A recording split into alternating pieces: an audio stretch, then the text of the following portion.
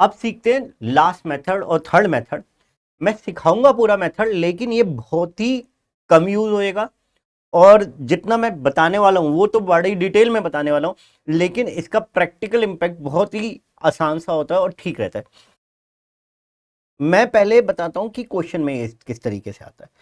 Question में ये simply ऐसे आएगा कि जेएलपी रिजर्व मेथड है, तो एक तरफ तो जेएलपी दिखेगी आपको सरेंडर वैल्यू पे, असेट साइड पे सरेंडर वैल्यू पे, ठीक है, सरेंडर वैल्यू पे, और दूसरे में दूसरी साइड पे जेएलपी रिजर्व दिखेगा, रिजर्व दिखेगा। और नॉर्मली जितनी इसकी सरेंडर वैल्यू होगी, जैसे यहां पे सरेंडर वैल्यू, तो ये भी 900 पे ही होगा 95% केसेस में। और जो 5% केसेस जहां पे मिलेगा नहीं, वो वाले क्वेश्चंस आपको आने नहीं है। और फिर भी कोई फर्क नहीं पड़ता, आप लोगों ने क्या करना है वो सिंपली समझ लीजिए। ये जेएलपी रिजर्व आपका एक फ्री रिजर्व की टाइप है, चाहे आपका आपका रिटायरमेंट के केस हो, चाहे डेथ का केस हो, जब भी हो ये वाला सारा का सारा उनके पीएसआर में बढ़ जाना है, उनके पीएसआर में बढ़ जाना है, और कुछ नहीं होगा। नेक्स्ट, जेएलपी सरेंडर वैल्यू को जैसे अभी तक करते आ रहे थे, मतलब क्या, रिटायरमेंट हुई तो बैंक से 900 रुपए ही आएंगे, काम खत्म हो गया। लेकिन अगर डेथ हुई और 50,000 रुपए पूरे आ रहे हैं, तो 50,000 रुपए माइनस 900 रुपए 41,100 रुपए, सॉरी 49,100 रुपीज, जो रिमेनिंग वैल्यू बची वो पार्टनर्स में डिस्ट्रीब्यूट कर देंगे। ठीक है, तो अब मैं इस मेथड को थोड़ा सा डिटेल में समझाता हूं, ठीक है ना। Creating JLP reserve, creating JLP reserve, third method सीखने जा रहे हैं हम लोग। क्रिएटिंग जेएलपी रिजर्व, ये जो पहले वाला मेथड हम लोगों ने सीखा, अगर मैं सही बताऊं ना, तो उसी की थोड़ी सी एक्सटेंडेड फॉर्म है क्या। यहां पे दो अकाउंट बनेंगे, यहां पे तो मैंने आपको दो अकाउंट जो दिखाए, पीएनएल अकाउंट बताया और जेएलपी अकाउंट बताया। यहां पे जेएलपी अकाउंट बता रहा हूं और जेएलपी रिजर्व अकाउंट बता रहा हूं, जरा ध्यान दीजिएगा। हमारा एग्जाम्पल तो अब तक आपको रट चुका होगा, ठीक है ना, तो एग्जाम्पल हम लोगों का रटा जा चुका, अब तो हम अपना काम कर रहे हैं।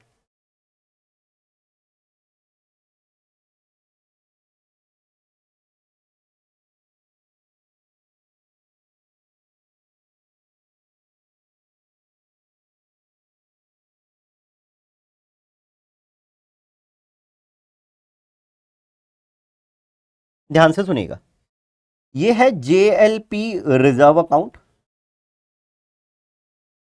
और ये है JLP account. Debit side, credit side, debit side, credit side.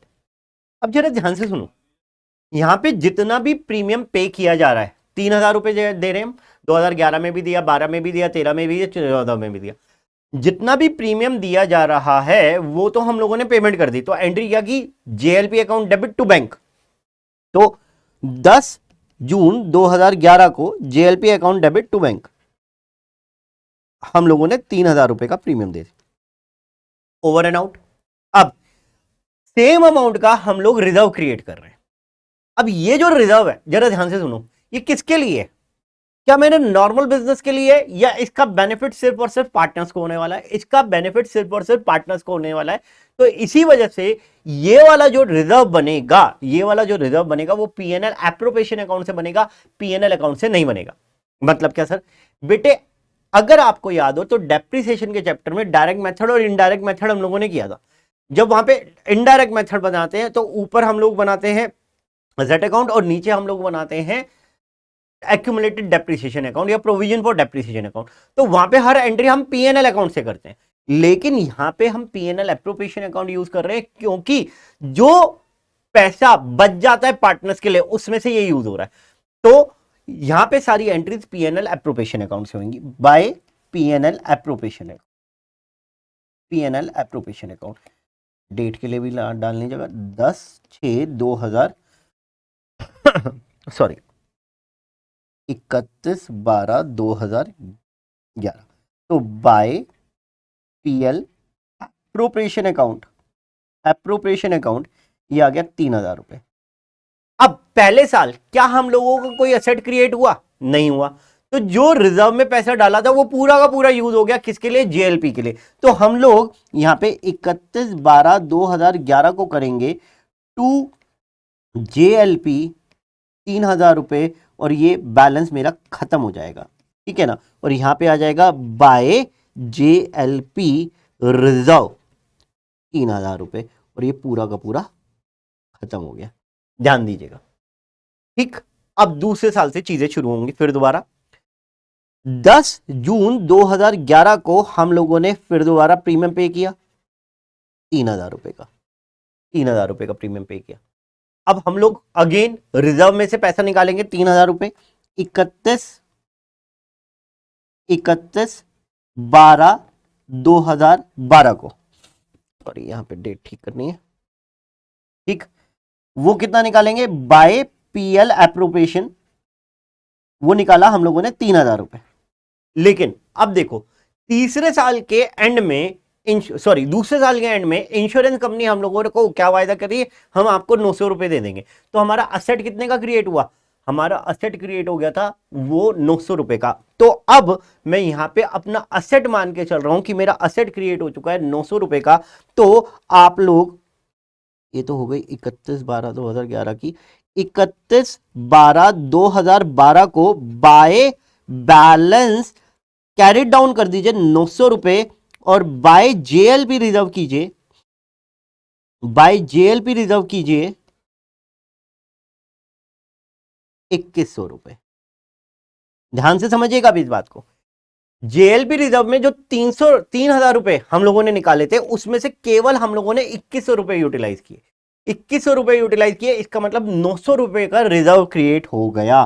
तो यहां पे 31/12/2012 को 2 JLP आप 2100 रुपए करेंगे और 900 रुपए टू बैलेंस कैरेट डाउन आ जाएगा आपका 31/12/2012। ये बात समझ में आती है, ठीक। अब मेरा तीसरा साल शुरू हो रहा है, तीसरा साल शुरू हो रहा है तो पहले की जो कैरेट डाउन है पहले तो वो ब्रॉड डाउन लेके आता हूं। तो यहां पे 1/1/2013 को टू बैलेंस ब्रॉड डाउन 900 रुपये आ जाएगा और इसी तरीके से यहां पे भी 1/1/2013 को बाय बैलेंस ब्रॉड डाउन आ जाएगा 900 रुपये। पहला काम। दूसरा काम, अब मैंने 10 जून को प्रीमियम पे किया 3,000 रुपए का, तो 10 जून को प्रीमियम पे करता हूं। 10 जून 2013 को टू बैंक हम लोगों ने प्रीमियम पे किया 3,000 रुपए का, 3,000 रुपए का। अब 3,000 रुपए का प्रीमियम पे करने के बाद मेरा असेट कितने का क्रिएट हुआ, तो तीसरे साल में मेरा जो असेट क्रिएट हो चुका है 2,000 रुपए का क्रिएट हो चुका है। तो अब मेरी बात जो फोकस रहेगी, वहां पे तो मैं कह रहा था बार बार आपको कि आपका असेट कितने का क्रिएट हुआ, तो असेट आपका 2,000 रुपए का क्रिएट हुआ है, तो 2,000 माइनस 900, 1,100 रुपए का इस साल का क्रिएट हुआ है, लेकिन क्यूमुलेटिव में आपका 2,000 का क्रिएट हुआ है। तो यहां पे इस बार आप बाय बैलेंस कैरी डाउन 2,000 रुपए लिखेंगे, ठीक है। और जो डिफरेंशियल फिगर होगी आपकी, बैलेंसिंग फिगर होगी, वो आपकी चली जाएगी JLP रिजर्व में बाय JLP रिजर्व। मतलब क्या आप ये कह रहे हैं कि मैंने टोटल 3,900 रुपीज माइनस 2,000 रुपीज केवल 1,900 रिजर्व में से यूज करने हैं, 1,900 रिजर्व में से यूज करने हैं। जब आपने 1,900 रिजर्व में से यूज करने, जरा 1,900 यहाँ पे रिजर्व में से यूज करके बताओ। यहाँ पे 31/12/2013 को आप बाय PL एप्रोप्रिएशन करेंगे, क्योंकि आप लोगों को हर साल में जितना भी आप प्रीमियम पे कर रहे हैं वो पूरा का पूरा पहले रिजर्व में से निकाल के दिखा रहे हैं। तो 3,000 रुपए निकाले, लेकिन 31/12/2013 को आपका JLP अकाउंट 2 JLP आपका यहां पे आ रहा है 1,900 रुपए का, 1,900 रुपए का। तो अल्टीमेटली आपका JLP रिजर्व जो आपका क्रिएट हो गया है वो 3,900 माइनस 1,900, 2,000 रुपए का। तो इसी वजह से मैं आपको कह रहा था कि मोस्ट ऑफ द केसेस में 95% केसेस में जो JLP रिजर्व है और जो JLP सरेंडर वैल्यू है वो आपकी इक्वल चलने वाली है। अब मैं आ रहा हूं 4th ईयर में, लास्ट ईयर और उसके बाद अगले साल रिटायरमेंट और डेथ करनी है हम लोगों ने, ठीक है। तो पहले मैं इसका बैलेंस निकाल लेता हूं। 1/1/2014 to balance brought down 2,000 rupees और इसी तरीके से 1/1/2014 बाय बैलेंस ब्रॉड डाउन ₹2000। ठीक है, ये आ गया। अब काम शुरू करते हैं अपना। अब सबसे पहले तो मैंने अगेन ₹3000 दे दिए, तो ₹3000 दे दिए 10 जून 2014 को टू बैंक, ₹3000 दिए, दे दिए जी। ठीक है, अब इस टाइम पे हम लोगों का असेट कितना क्रिएट हुआ? 31/12/2014 को असेट कितने का क्रिएट हो चुका? टोटल क्यूमुलेटिव फिगर देखनी है इस बार, तो वो क्रिएट हो चुका है ₹3600 का, ₹3600 का। तो 31/12/2014 को बाय जेएलपी रिजर्व, और बाय बैलेंस सीडी। ठीक है, ये बाय बैलेंस सीडी हो गया। तो यहाँ पे मैं कैलकुलेट कर लेता हूँ, ऑब्वियस सी बात है ₹1400 ही आना है। ₹2000 प्लस ₹3000 माइनस ₹3600, ₹1400। ठीक है, ये आ गया। ठीक है, ये आ गया। अब यहाँ पे मैंने प्रीमियम पे किया, तो उसको पीएनएल एप्रोप्रिएशन में से लेके जाऊंगा, बाय पीएल एप्रोप्रिएशन, ये हो गया मेरा ₹3000। ठीक है, 31/12/2014 को टू जेएलपी आएगा, ₹1400, और मेरा रिजर्व क्रिएट हो जाएगा अपने आप में टू बैलेंस कैरिड डाउन ₹3600। ठीक है, तो ये दोनों इक्वल चल रहे हैं। होप सो ये बात समझ में आ रही होगी। अब मेरा लास्ट ईयर है, अब मेरी बातें और ध्यान से समझ लेना, कान थोड़े से और ज्यादा खड़े कर लेना। ठीक है, 1/1/2015 टू बैलेंस ब्रॉट डाउन 3600। ठीक है, और उसके बाद यहां पे भी 1/1/2015 बाय बैलेंस ब्रॉट डाउन 3600। ठीक ध्यान से सुनिएगा नाउ। अब 10 जून को हम लोगों ने प्रीमियम नहीं दिया, और 15 अप्रैल को रिटायर हो गया बंदा। जब 15 अप्रैल को रिटायर हो गया, तो हम क्या कहेंगे? जॉइंट लाइफ पॉलिसी में, मतलब इंश्योरेंस कंपनी में जाएंगे, भाई साहब अब हमारे पैसे वापस कर दो, इस बार हम लोगों ने आपको कहीं से कहीं तक भी प्रीमियम नहीं देना, हमारे जितने पैसे बनते हैं वापस कर दो। रिटायरमेंट की बात कर रहा हूं, तो रिटायरमेंट की बातें अभी मैं ग्रीन कलर से लिखता हूं। जब रिटायरमेंट की बात कर रहा हूं, तो मेरे को बैंक से मिल जाएंगे पैसे, बैंक में मेरे पैसे आ जाएंगे, तो एंट्री क्या आएगी? इंश्योरेंस कंपनी से पैसे आए तो JLP account debit, bank account debit to JLP. तो यहां पे 15 अप्रैल 2015 को बाय बैंक ₹3600 आ गए, और ये मेरा काम हो गया यहां पे खत्म, ओवर एंड आउट। सर ये जो ₹3600 रिजर्व अकाउंट में बचे हुए बेटे, कुछ नहीं होगा। 15/4/2015 को टू, कौन कौन से पार्टनर है?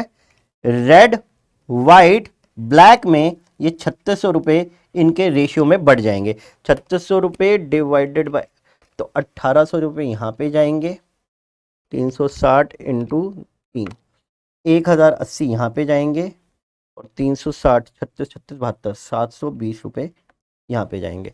तो 1800 प्लस 1080 प्लस 720, ₹3600। तो ये मेरा यहाँ पे ये लेजर भी खत्म हो गया। तो ये तीनों मेथड मैंने आपको सिखा दिए, 1 घंटे में हम लोगों ने मेथड सीखे। अच्छा, अगर इसमें डेथ हो जाती तो क्या करते? ओ सर डेथ वाला केस नहीं बताया। अरे बता देता हूं यार, ये वाला केस तो हम लोगों का हो गया रिटायरमेंट वाला। ठीक है, रिटायरमेंट वाला। डेथ के केस में ये वाला part as it is same ही रहेगा, इसमें कोई चेंज नहीं आएगा। जो चेंज आएगा वो केवल यहां पे आएगा। क्या आएगा? डेथ के केस में 15 अप्रैल को पूरे ₹50,000 आ जाएंगे। तो यहां पे एक दूसरे केस कलर से 1/1/2015 को टू बैलेंस ब्रॉट डाउन लेके आया हूं मैं ₹3600, और आएंगे मेरे पास 15/4/2015 को बाय बैंक,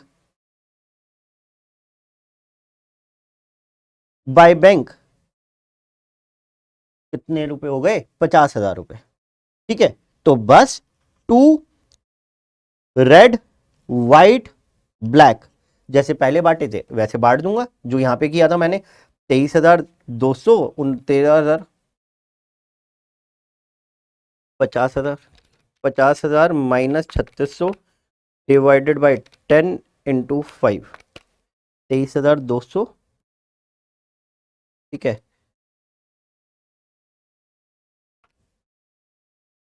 9280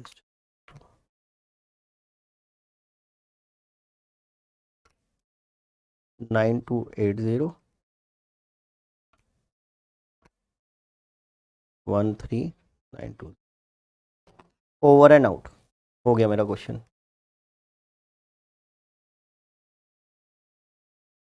फोर 46400 अगर डेथ होती है पार्टी, सिंपल। तो ये मेरी चीजें थी, ठीक है। मैंने सीधी सीधी बातें भी आपको समझा दी कि अगर जेएलपी की सरेंडर वैल्यू दे रखी है तो सरेंडर वैल्यू डिस्ट्रीब्यूट कर देना रिटायरमेंट के टाइम पे, जेएलपी का रिजर्व भी दे रखा और सरेंडर वैल्यू भी दे रखी तो दोनों डिस्ट्रीब्यूट कर देना।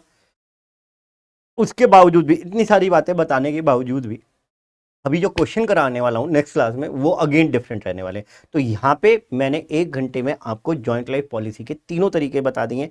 अब हम नेक्स्ट क्लास से इसके क्वेश्चन शुरू करेंगे। होप सो नेक्स्ट क्लास मेरी सीए फाउंडेशन के पर्पज से भी लास्ट क्लास रहेगी। Thank you friends.